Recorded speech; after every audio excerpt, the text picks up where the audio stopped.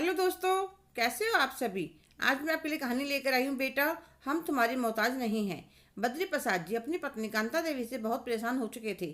हर रोज पीछे पड़ी रहती है कि गांव जाकर सारे खेत बाग मकान सब बेचकर पैसे ले आओ। बेटा राजीव हर रोज फोन कर रहा है। उसे किराए के मकान में रहना अच्छा नहीं लगता। वह कह रहा था, आप लोग दिल्ली में रहते हो, मैं चंडीगढ़ में, आप दोनों यहीं आ जाओ। वहाँ का मकान और गाँव की सारी जगह बेचकर हम यहीं एक बड़ा सा घर ले लेंगे, उसमें सब साथ रहेंगे। वह हर रोज पार्क जाते थे, सबके किस्से सुनते थे। आजकल सबके घरों का यही हाल था। पहले बहू बेटे अपने पास बुला लेते, फिर नौकरों से बदतर जिंदगी कर देते थे। पर कांता को कैसे समझाऊं, उसे तो अपना बेटा श्रवण कुमार लगता है। शाम की चाय का समय हुआ तो कांता जी आकर कहने लगी, सुनिए जी, जरा दूध लाकर दे दीजिए, आज दूध खत्म हो गया है। तो बद्री प्रसाद जी दूध लेने के लिए बाहर चले गए। जब दूध लेकर आने लग रहे थे तो रास्ते में उनके मित्र रामदयाल जी मिल जाते हैं। वे कहने लगे, कहाँ घूम रहे हो। कुछ नहीं यार, वे रिटायरमेंट के पैसे आए थे। कोई बच्चा कुछ डिमांड कर रहा था, कोई बच्चा कुछ डिमांड कर रहा था। तो मैंने सोचा ऐसे तो सारे पैसे लग जाएंगे, थोड़े बहुत तो अपने बुढ़ापे के लिए भी बचा कर रखना चाहिए। इसलिए प्रॉपर्टी डीलर ने बताया था कहीं 1 BH के फ्लैट बनने लग रहे हैं। अभी बहुत सस्ते हैं क्योंकि अभी वहाँ पर ज़्यादा लोग नहीं रहते। तो हमें भी लेना है क्या, सोच कर बताता हूँ। फिर बद्री प्रसाद जी दूध लेकर घर पर आ जाते हैं।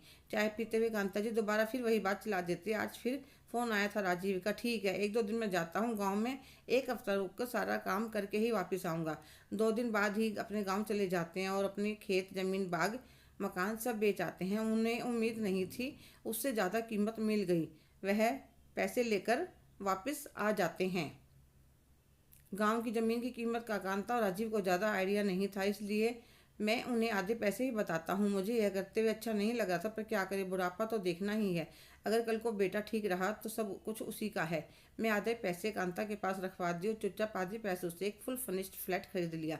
बाकी बैंक में जमा करवा दिया। फ्लैट के पेपर पासबुक वगैरह सब बैंक के लॉकर में संभाल कर रख आता हूँ, क्योंकि मुझे पता था कांता यह मकान भी बिकवा कर मानेगी। इस समय उसे अपने बेटे से ज़्यादा कुछ नहीं दिखाई दे रहा कि बस अब उसके बेटे को घर का मकान चाहिए। 2 महीने बाद सब बेचकर हम अपनी जरूरत का सामान लेकर बेटे के यहाँ चल दिए। जब हम दोनों चंडीगढ़ पहुँचे, बेटे बहू और बच्चों ने बहुत जोर से स्वागत करा। कांता जी ने सारे पैसे अपने बेटे को संभलवा दिए कि ले बेटा, इन पैसों में जैसा मकान आए तुम अपनी पसंद का ले लो। राजीव और रुचिका बहुत खुश थे। उन्होंने एक बहुत ही बढ़िया फ्लैट पसंद करा जिसमें 3 कमरे थे, एक ड्राइंग रूम था। कुछ समय बाद सब उसमें शिफ्ट हो गए। एक हमारा बेटे बहू का कमरा, दोनों बच्चों का, और एक कमरा बद्री प्रसाद जी और उनकी पत्नी का था। बहू उनकी खूब सेवा कर रही थी। बद्री प्रसाद जी उनकी पत्नी कांता बहुत खुश थे। एक दिन कहने लगी, देखो मैं ठीक कहती थी ना, वहाँ अकेले पड़े थे, यहाँ बहू बेटे पोतों के साथ कितना मन लग रहा है। हाँ, यह बात तो ठीक है। दोनों आपस में बातें कर ही रहे थे, इतने में राजीव उनके कमरे में आ जाता है। मम्मी पापा, रुचिका के मम्मी पापा कुछ दिनों के लिए यहाँ रहने के लिए आ रहे हैं। तो वह कहने लगी, है तो बड़ी खुशी की बात है, हम भी समधी समधन से मिल लेंगे।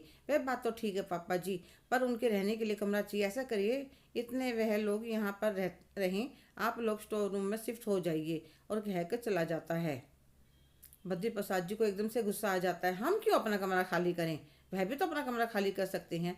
कैसी बात कर रहे हो जी, आप अब बच्चे क्या स्टोर रूम में रहेंगे। कांता जी उनका गुस्सा कम करने की कोशिश करती है और बड़ी मुश्किल से समझा बुझाकर अपना सामान लेकर स्टोर रूम में आ जाते हैं।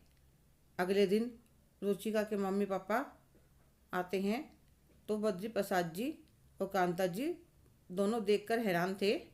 बहू बेटा दोनों उनकी आवभगत में लगे हुए थे। कितने तरह का नाश्ता लेकर आए थे, फिर खाने में भी तरह तरह की चीज़ बनाई थी।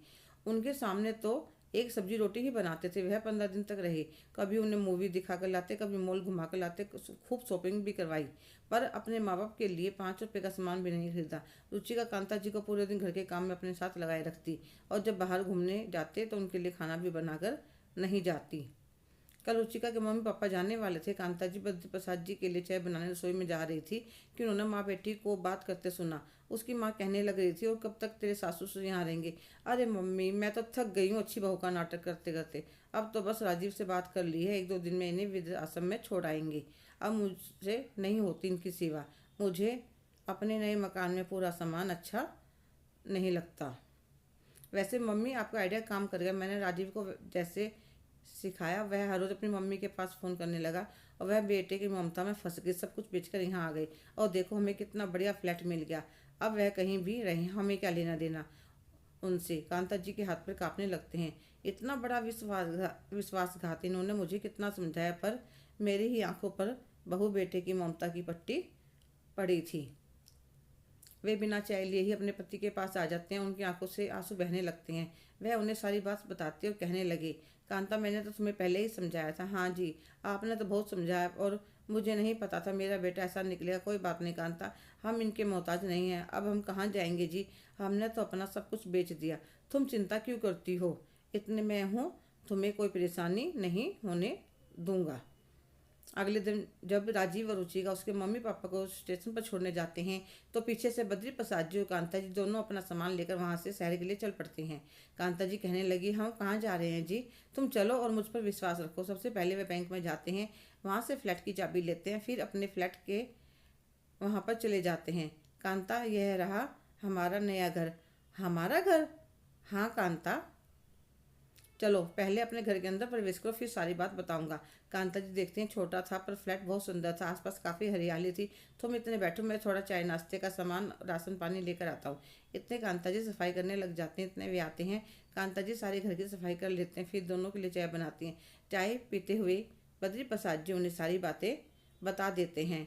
तो कांता जी कहने लगी, यह तो आपकी समझदारी है जी, नहीं तो मेरे कहने में आते तो आज हमें सड़क पर रहना पड़ता। कांता, मैं जानता हूँ हर माँ बाप अपने बच्चों के लिए अच्छा ही सोचते हैं, पर मैंने यह इंतजाम इसलिए कर दिया था तो अगर तुम अकेली भी रह जाओगी तब भी तुम्हें किसी के मोहताज नहीं रहना पड़ेगा। ऐसी बात ना कहो जी, यह तो सच्चाई है कांता, इससे कोई मुंह नहीं मोड़ सकता। अब जो पैसे रखे हैं उन्हें मैं कहीं इन्वेस्ट कर दूंगा, जिससे हमारा हर महीने का खर्चा आराम से निकलता रहेगा। उधर जब वह दोनों घर पर वापस आते हैं तो देखते हैं मम्मी पापा कोई भी घर पर नहीं है। तो राजीव घर की मेड से पूछता है कि मम्मी पापा कहाँ गए। हमें नहीं पता साहब, आप लोगों के जाते ही अपना सामान लेकर चले गए और यह चिट्ठी आप लोगों के लिए छोड़कर गए हैं।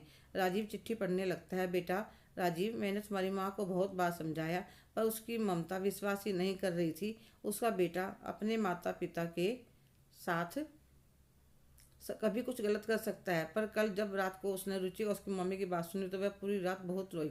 मैं तुम्हारी माँ को लेकर जा रहा हूँ, उसके लिए अभी मैं काफ़ी हूँ, उसे किसी और की जरूरत नहीं है। पर तुम अपने बुढ़ापे में अपने लिए कुछ ना कुछ सेविंग करके जरूर रख लेना।